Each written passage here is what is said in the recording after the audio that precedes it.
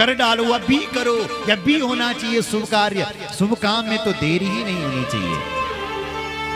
बुरा काम कल के ऊपर छोड़ दो, क्या भरोसा कल कैसा आ जाए। सुन रहा है? कोई भरोसा नहीं, साथ देता नहीं ये किसी का, क्या भरोसा है इस जिंदगी का। जिंदगी का कोई भरोसा नहीं है साहब। बोलो जय श्री राम। इसलिए ये भगवान की माया ही तो है। हम उसको सब कुछ पता है कि यहाँ कुछ भी नहीं है, फिर भी हम इस माया में लिपटे हुए हैं। भूमि परत भाधावर पानी, जिमि जी माया लिपटाना। जब तक आकाश की बूंद, पानी की बूंद आकाश में, तब तक वो साफ है, स्वच्छ है, निर्मल है। और जैसी धरती पर गिर जाती है, ऐसी वो पानी की बूंद खराब हो जाती है। ये जीव भी तो ऐसी है, जब तक माँ के गर्भ में रहता है तब तक उसका सारा ज्ञान रहता है जीव को। और जैसी बल संसार माँ तो रो जाता है, फंस जाता है। कौन है भाई ये लोग, कहाँ आ गए?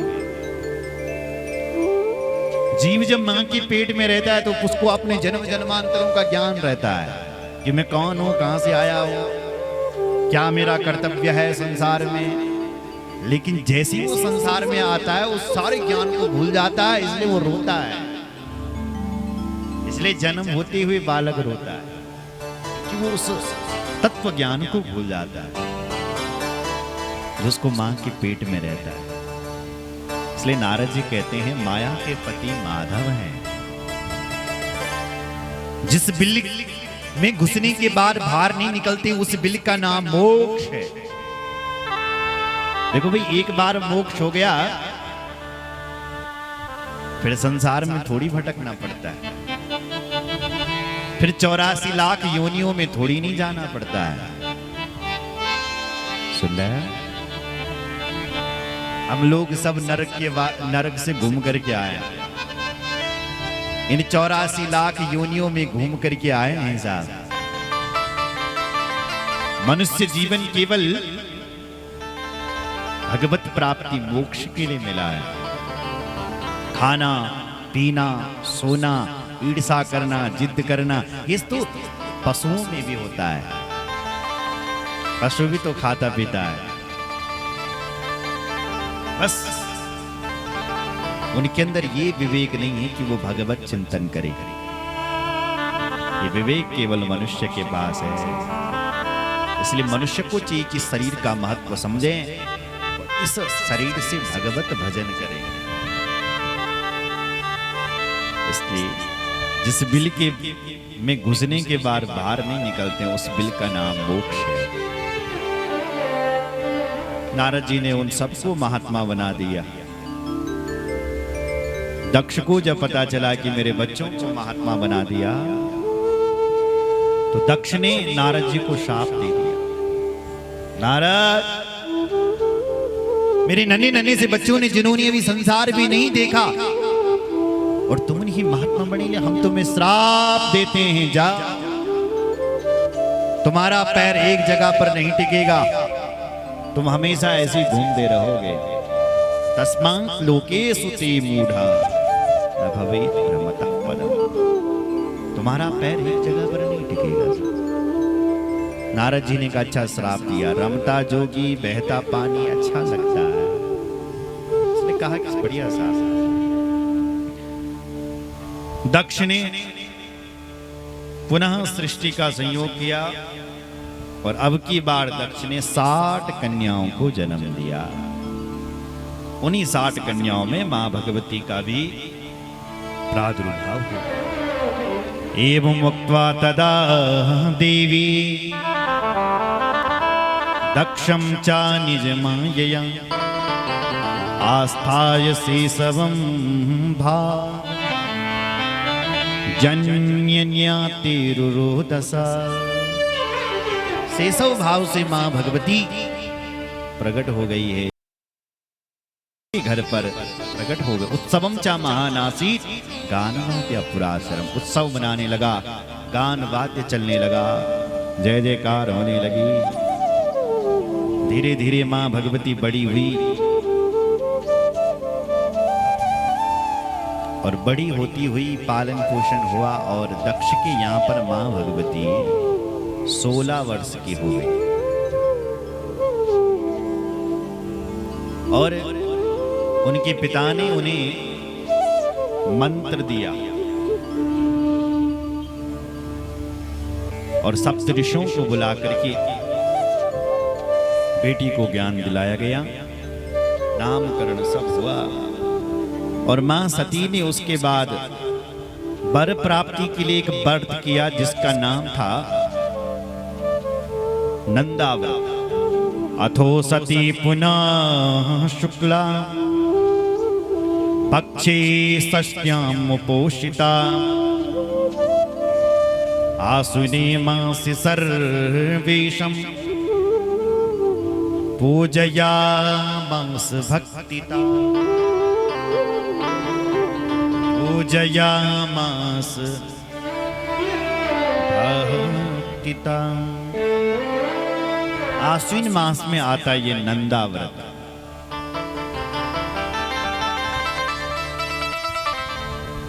आश्विन मास शुक्ल पक्ष अष्टमी तिथि, जिन बहनों का विवाह न हो रहा हो उनको भी बल ये नंदा व्रत करना चाहिए। आश्विन मास के महीने में अष्टमी तिथि को, शुक्ल पक्ष की अष्टमी तिथि, मां सती ने ये व्रत किया भगवान शंकर का और इस व्रत से भगवान शंकर प्रसन्न हो गए। बोलो शंकर भगवान की जय। और सती देवी के सामने प्रकट हो गए महाराज। सर्वांग सुंदरो गौर पंचवस्त्र त्रिलोचना चंद्रभाला प्रसन्नात्मा सिद्धिकंठश्चतुर्भुजा, सिद्धिकंठश्चतुर्भुजा सर्वांग सुंदरो गौर। देखो भाई, भगवान शंकर के समान इस दुनिया में कोई गोरा नहीं।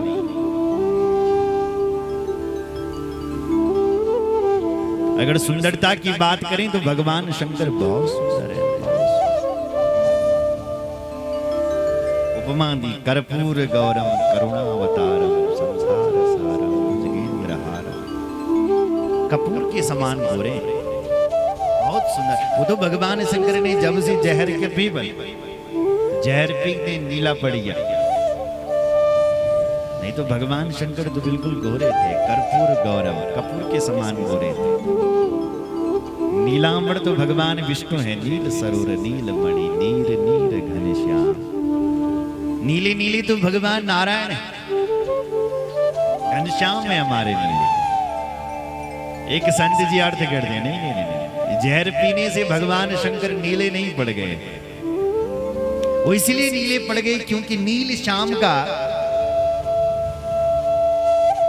चिंतन करते हैं, रात दिन राम राम राम राम रटते रहते हैं। तो जो सांवले से राम थे ना, उनकी छवि, उनकी छाया शिवजी पर पड़ गई। राम राम रटते रटते शिवस्य हृदयम विष्णु, शिवजी विष्णु का ध्यान करते करते बिल्कुल नीले पड़ गए साहब। नहीं तो भगवान शंकर गोरे हैं, कर्पूर गौरव। बोलो जय श्री राम। बड़े सुंदर हैं हमारे महादेव। आज सती के सामने प्रकट हो गए। सती से कहने लगे, देवी सती वरदान मांगो, क्यों मेरा व्रत किया? भगवती सती कहती हैं, देव देव महादेव विवाह विधिना प्रभो पितृमें गोचरी कृत्या माम गृहाण जगतपति। हे जगतपति महादेव, मेरे पिताजी मेरा विवाह आपसे करवाना चाहते हैं, इसलिए मैं चाहती हूं कि आप मुझसे विवाह करें। भगवान शंकर बोले हम भी तो यही चाहते हैं कि मम भार्या भवेत् तुम हमारी भार्या बने, मया तुष्टेन सर्वतः, हम इसी से प्रसन्न हैं, चलो मेरे साथ। सती जी ने कहा नहीं नहीं महाराज, आपने मेरे पिताजी से मेरा हाथ मांगना है। भगवान शंकर ने कहा ठीक है। शंकर भगवान अंतर्धान हुए, सप्तऋषियों को बुलाया, सप्तऋषियों से कहा कि दक्ष से कहो कि हम तुम्हारी पुत्री से विवाह करने के लिए तैयार हैं। सप्तऋषियों ने लगन पत्रिका बनाई महाराज, और भगवान शिव जी की विवाह की शुभ तिथि निकाली। शुभे लग्ने सुमुहूर्ते समागच्छतु सौंतकम्, तदा दास्यामि तनयाम् भिक्षार्थम संभवे विधि। आज विधाता की यहाँ, दक्ष की यहाँ भगवान शंकर दूल्हा बन करके चले हैं साहब। चैत्र का महीना आ गया, शुक्ल पक्ष आ गया, त्रयोदशी तिथि रविवार, और पूर्व फाल्गुनी नक्षत्र था जिस दिन भगवान शंकर की बारात निकली। अथ चैत्र सिते पक्षे नक्षत्रे भगदेवते, त्रयोदश्यां दिने शुभो निर्गगत्सु महेश्वरा। आज भगवान शंकर बैल के ऊपर बैठी हुई हैं और बड़ी शोभा हो रही है। देखो भाई, शंकर जी के बारात में भूत प्रेत ना चल लगे। अच्छा, भूत प्रेत तो तब आएंगे जब भगवान शंकर पार्वती जी से विवाह करने के लिए जाएंगे।